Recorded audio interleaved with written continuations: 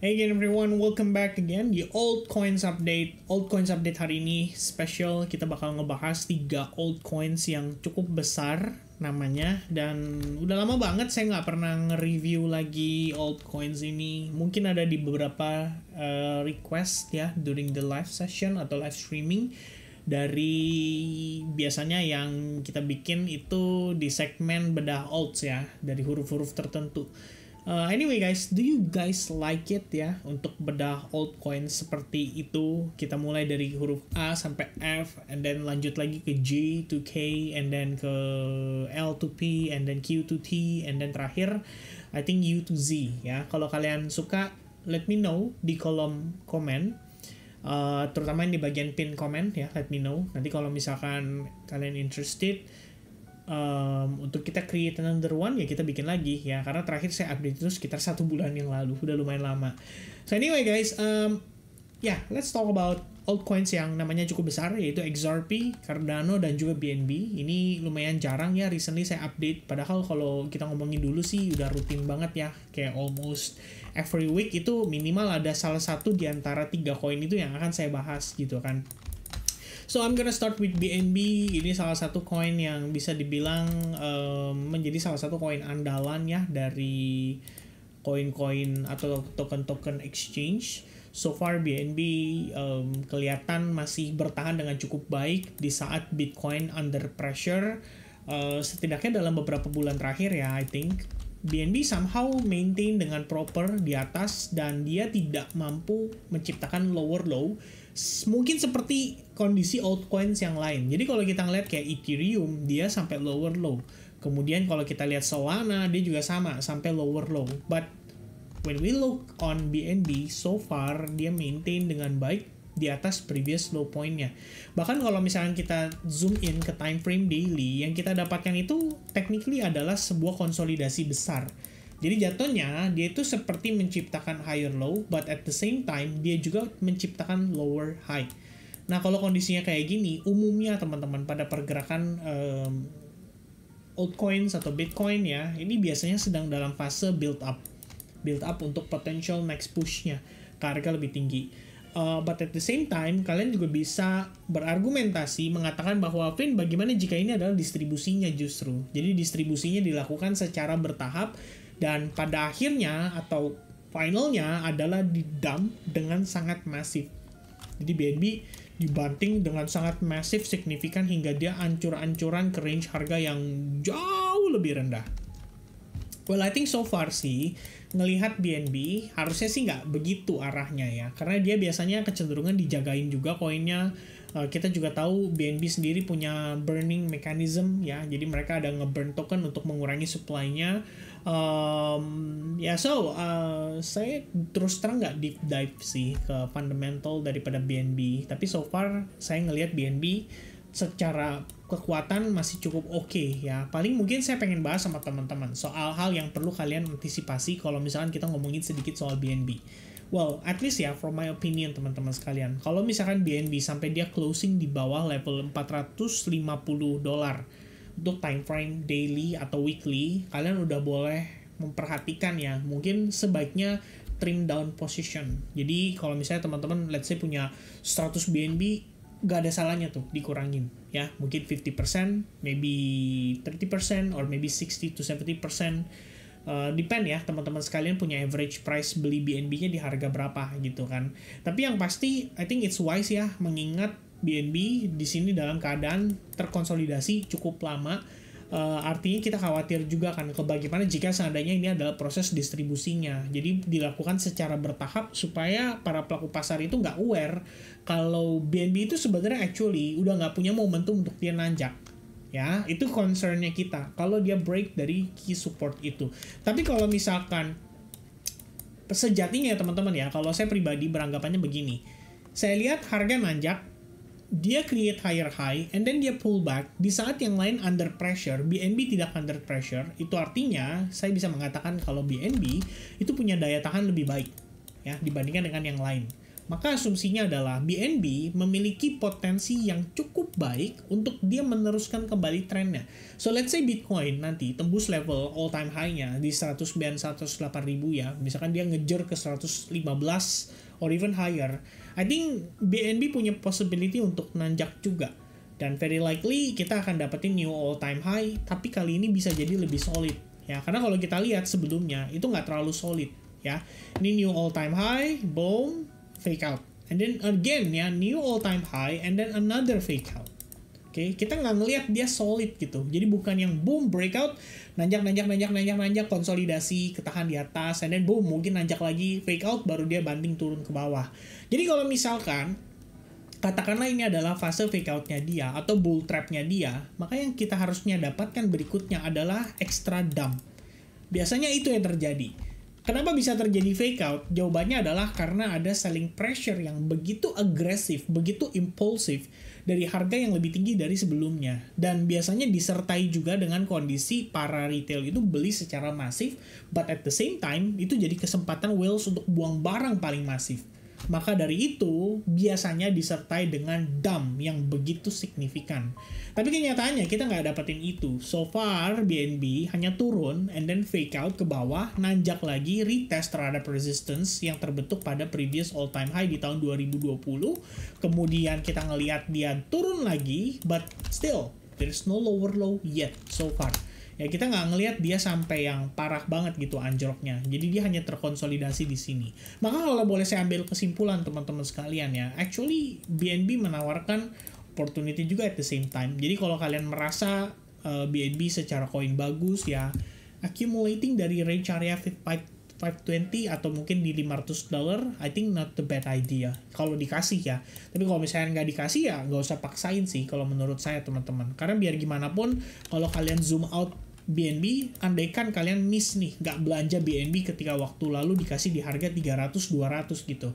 Dan kalian malah kepikiran, belanja sekarang kali ya, karena harganya masih bisa naik lagi. Nah, that's not a really wise choice, kalau menurut pandangan saya. Ada baiknya teman-teman melihat analisa ini mungkin lebih kepada acuan aja. Jadi kayak acuan dalam tanda kutip, oh ya benar juga nih, masih ada probabilitas naik, mungkin it's good ya untuk considering mungkin hold sebagian, dan misalkan nanti dia naik create higher high, ya time to take profit, gak bisa expect terlalu banyak.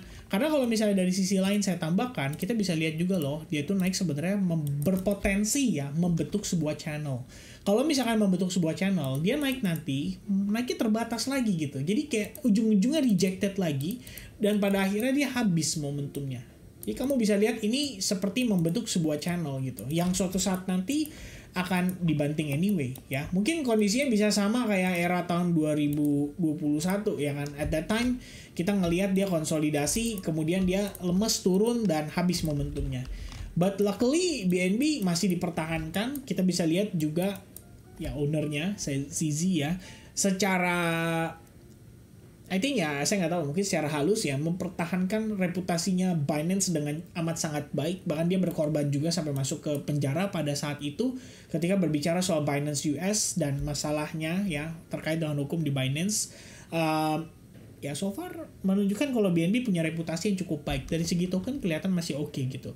So that's my concern kalau misalkan berbicara soal BNB. Dan dari sini ekspektasi saya sebenarnya adalah bisa melihat BNB kembali rebound ya, dengan kondisinya yang bisa dibilang relatif korektif turunnya. Terus kamu bisa tambahin juga we have inverted head and shoulders di sini. So what we need untuk BNB adalah a breakout dari trend line ini aja untuk kita memvalidasi dia create potential higher level. Itu sementara yang saya lihat pada BNB. Okay, next one we're gonna talk about XRP. Salah satu koin jagoan banyak orang ya, dan bahkan menariknya saya cukup yakin masih banyak orang juga yang masih mempertimbangkan untuk beli XRP dari harga saat ini. Oke, here's my advice teman-teman ya. XRP itu sebelumnya koin drama. Koin yang paling sering dan udah lama ya memegang label coin stable atau stable coin. Saat ini itu berpindah ke Ethereum. Ya, Ethereum udah mulai dianggap orang-orang sebagai stable coin. But that's the fun fact ya teman-teman, bahwa altcoins yang terlalu banyak exposure bikin orang FOMO, itu justru yang akan mencelakai orang. Ya, mostly-nya kayak begitu. Jadi kita sebut saja mungkin koin hype ya, yang waktu kemarin itu sempat dibikin hype banget. Akhirnya banyak bikin orang nyangkut juga kan, beli dari harga tinggi gitu. Saat ini berapa ya harganya teman-teman ya? Saya jadi penasaran. Oh ya, at least sudah recover lah ya. Minimal udah dapat angka $20 lagi. Dan memang sebenarnya secara opportunity masih ada karena secara token masih hype ya. Dan iya, selama bahan bakarnya masih ada, I think masih bisa lah untuk ngedapetin dia rally ya. Jangan miss timing dalam tanda kutip pas kebetulan ketemu momennya market lagi memasuki fase koreksi majornya. Nah itu bakal jadi tekanan jual yang signifikan dan sulit biasanya untuk dia bisa recovery. Oke, but hopefully hype mudah-mudahan masih ada opportunity-nya ya.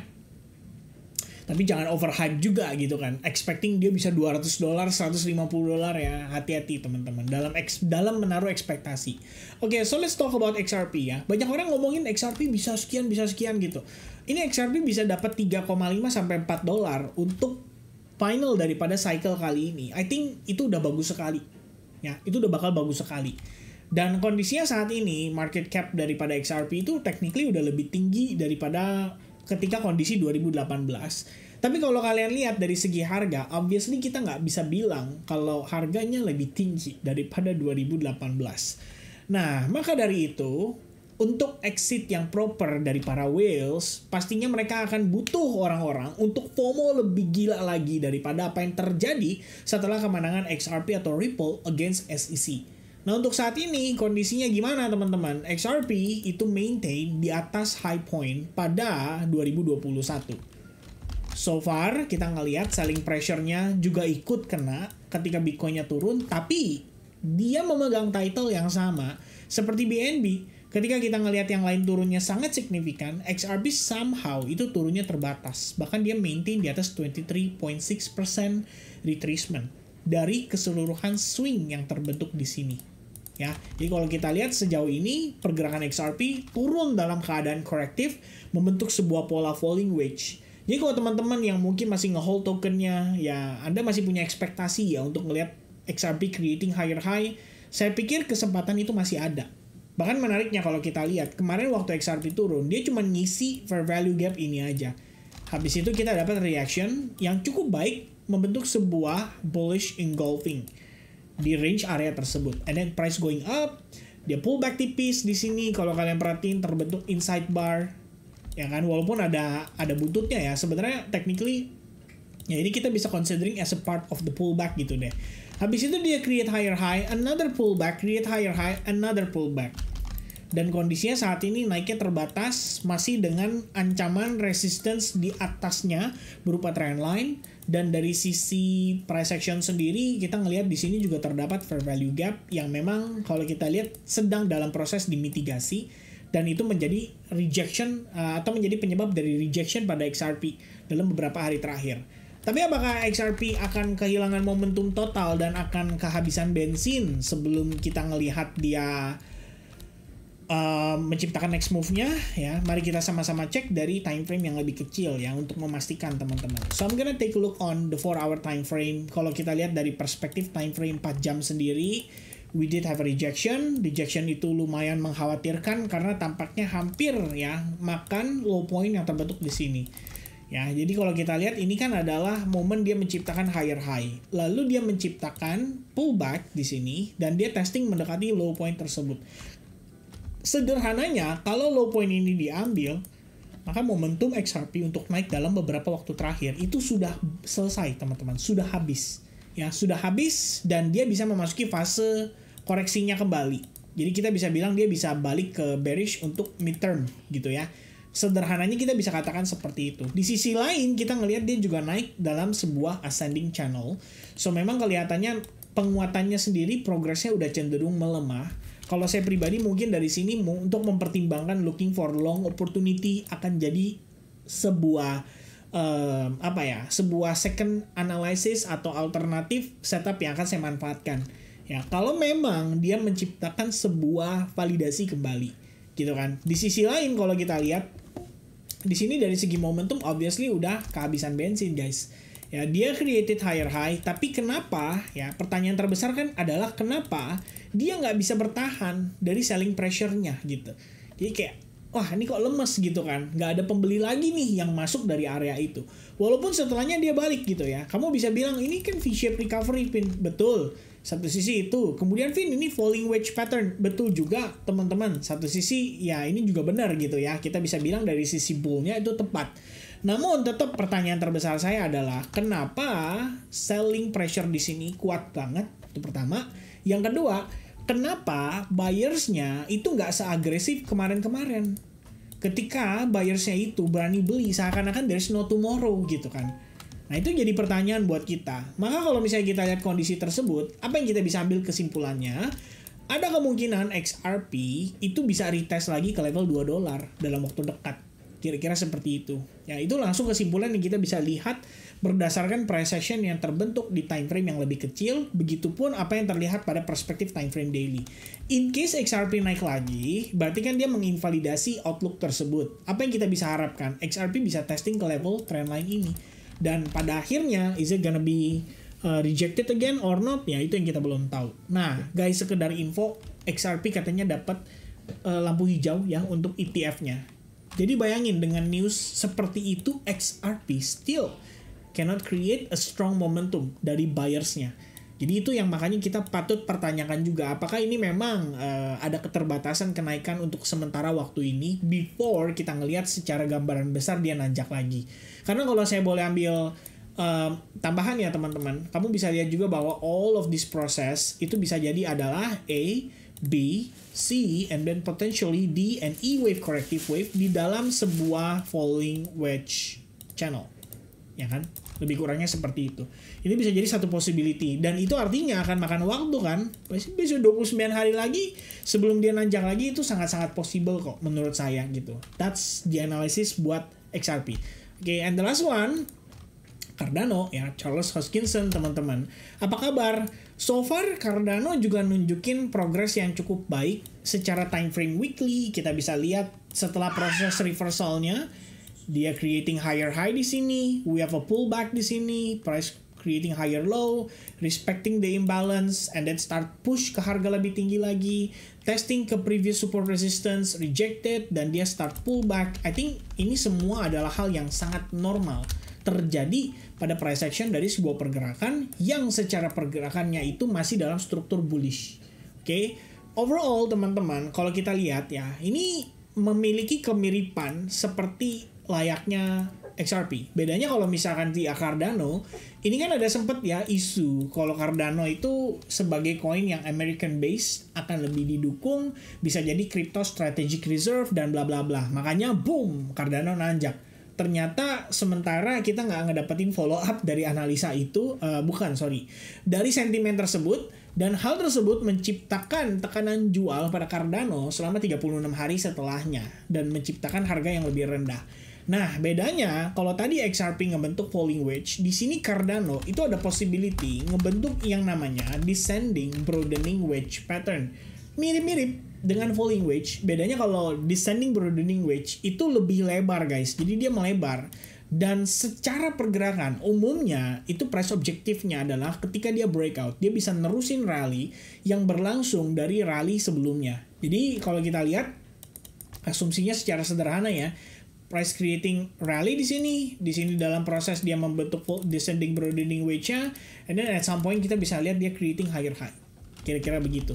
Ya, so far kalau dari big cap seperti Cardano, XRP, BNB, saya nggak terlalu concern gitu ya. Karena secara price action sebenarnya dia masih bagus. Saya ngelihat masih ada peluang yang cukup besar lah untuk di follow up ya. Dari sisi para whales-nya, community-nya juga I think cukup kuat, cukup lama. Dan ya, so far so good gitu kalau untuk ketiga koin tersebut. Ya, I think ya teman-teman hanya perlu concern dalam sisi invalidasinya. Apa yang membuat kalian berpikir kalau si alts tersebut atau si koin-koin ini udah mulai kehabisan momentumnya.